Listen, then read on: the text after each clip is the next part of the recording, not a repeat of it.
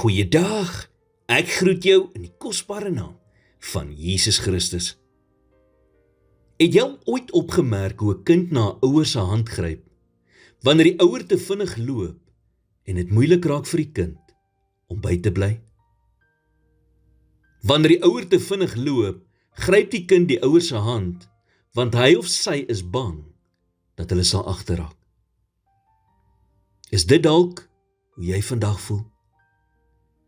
Dat jy net nie meer kan byhou nie? Dat die lewe besig is om vinnig verby jou te beweeg en jy kan net nie meer bybly nie? As dit is hoe jy vandag voel, is dit tyd vir jou om God se hand te gryp. Tyd dat jy wegdraai van elke menslike uitweg en God aangryp soos wat jy nog nooit gedoen het nie. Want sonder hom sal jy dit nie maak nie. Jeremia 29 vers 13 sê, en julle sal my soek en vind, as julle na my vra, met julle hele hart. Jy sien 3 wonderlike dinge gebeur, wanneer jy God met alles in jou aangryp. Die eerste ding is, jy begin glo, dat enige iets by God moontlik is.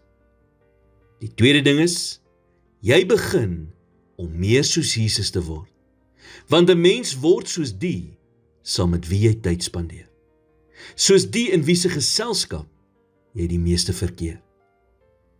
Dan derdens, leer jy dat sekere vlakke van seën slegs bereik word, wanneer jy God met alles in jou soek.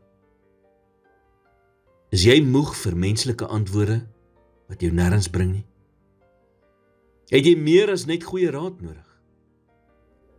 Gryp vandag God aan, met alles wat jy in jou het, en gee vir hom 'n slagge kans. Here, vandag is dit my begeerte, om U met my hele hart te soek, want ek weet, dat wanneer ek dit doen, ek U sal vind.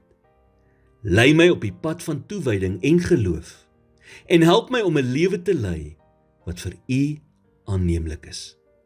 In Jesus naam bid ek dit. Amen.